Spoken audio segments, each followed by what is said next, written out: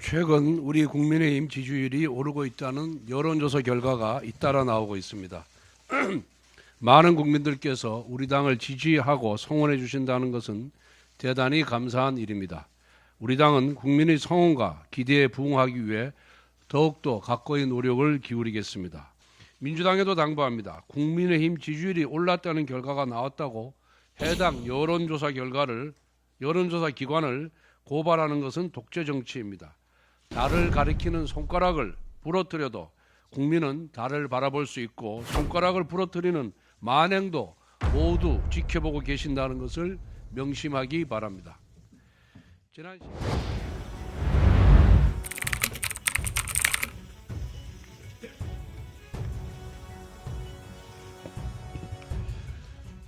최근 우리 국민의힘 지지율이 오르고 있다는 여론조사 결과가 잇따라 나오고 있습니다. 많은 국민들께서 우리 당을 지지하고 성원해 주신다는 것은 대단히 감사한 일입니다.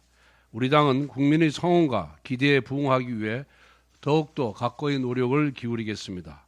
아울러 우리 당이 착각하지 않아야 할 것은 결코 우리 당이 잘하고 있다고 생각해서 지지해 주신 게 아니라 나라를 바로 세우는 데 힘을 모아라라는 질책과 당부의 뜻에 가까운 것입니다.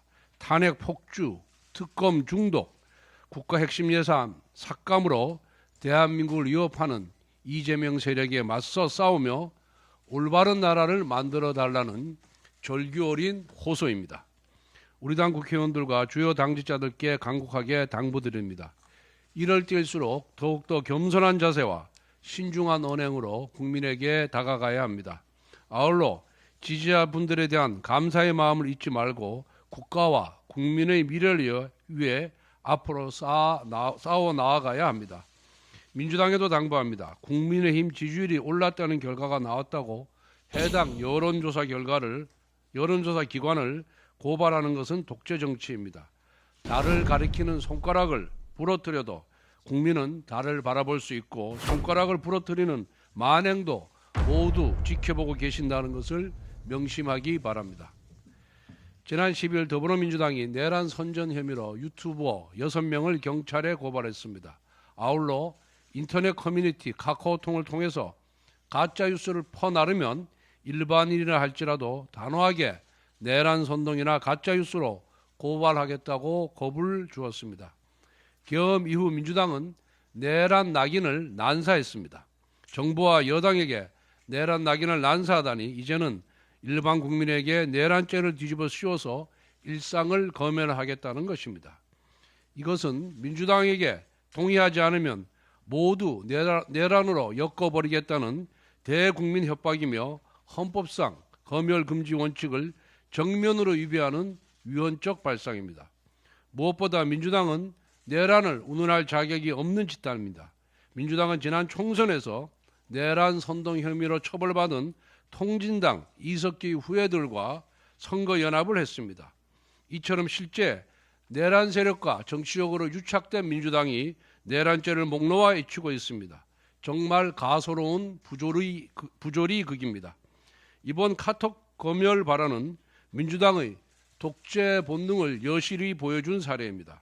지난 2021년 민주당은 징벌적 손해배상으로 언론을 길들이려는 언론재갈법 도입을 시도했습니다. 최근에는 자기 입맛에 맞지 않은 지지율을 발표하는 여론조사 기관을 고발하겠다고 겁박하기도 했습니다. 이처럼 민주당은 언론사, 여론조사 기관에 이어 결국 국민의 입에도 재갈을 물리려고 하고 있습니다. 이재명 세력이 야당일 때도 이 정도인데 만에 하나 집권하면 독재적 행태는 더욱 극단화될 것이 확실합니다. 실제로 과거 이재명 대표는 권력은 잔인하게 행사해야 한다라고 말한 바가 있습니다. 북한에서는 지도자나 체제를 비판하는 주민들을 말반동이라고 비난하며 일상적으로 감시하고 처벌합니다.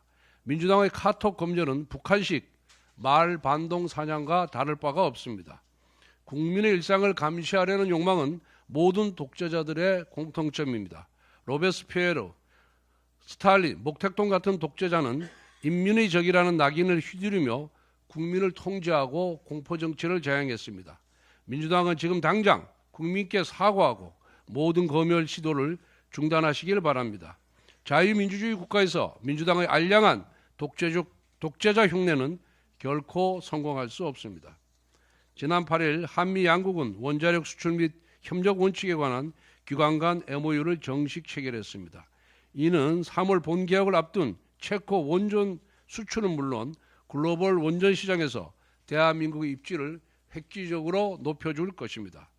그런데 정작 작년 말까지 확정해야 하는 전력수급 기본 계획은 아직도 표류 중입니다. 국가에너지 부분 최상위 계획인 전력수급 기본 계획이 미확정되면서 장기 송변전 설비 계획이나 장기 천연가스 수급 계획 등 세부 에너지 계획까지 줄줄이 밀리고 있습니다. 원래 산업자원부는 원전 4기를 신규 건설할 예정이었으나 민주당의 극렬한 반대로 신규 건설을 3기로 줄였습니다. 그런데 이 수정안마저 야당은 비협조적인 태도로 일관하고 있습니다. 세계는 이미 전력 확보를 위해 원자력 발전에 매진하고 있습니다. 타월 원전에 앞장섰던 유럽 국가들까지도 하나씩 원전을 수용하는 쪽으로 돌아서고 있습니다. 가장 큰 이유는 인공지능과 데이터 센터의 급성장, 전기차 전환 등 첨단 산업 발전에 따른 전력 수요 폭증 때문입니다. 에너지 산업은 모든 산업의 근간입니다. 국가의 미래가 달려 있습니다. 특히 반도체 산업은 안정적이고 막대한 전력 수요가 필요합니다. 에너지 산업은 국가의 미래가 달려 있습니다. 특히 반도체 산업은 안정적이고 막대한 전력 공급이 필수적입니다. 또한 값싼 전기는 민생과 직결되는 문제입니다. 그런데도 민주당은 신재생 에너지 확대만을 앵무새처럼 반복하고 있습니다. 도대체 민주당은 원자력을 혐오하면서 신재생 에너지에 집착하는 이유가 무엇입니까? 문재인 정부 시절처럼 또다시 태양광, 복마자를 노리는 것입니까?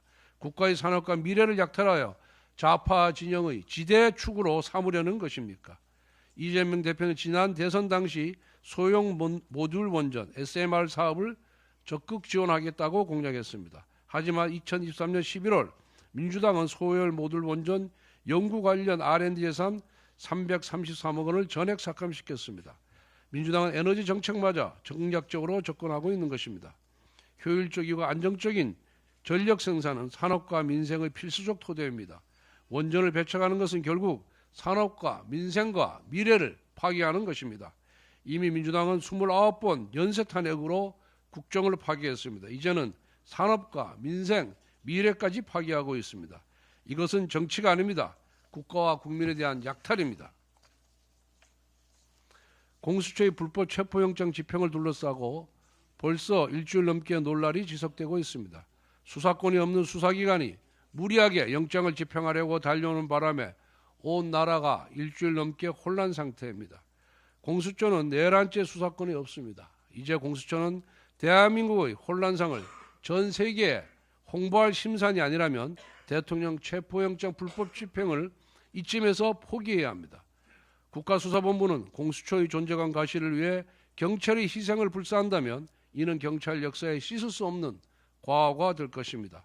공수처와 국수본은 역사의 길이 남을 죄를 짓지 말길 바랍니다. 이법적인 체포영장 집행을 포기하고 국민들이 납득할 수 있는 질서 있는 수사를 진행하길 바랍니다.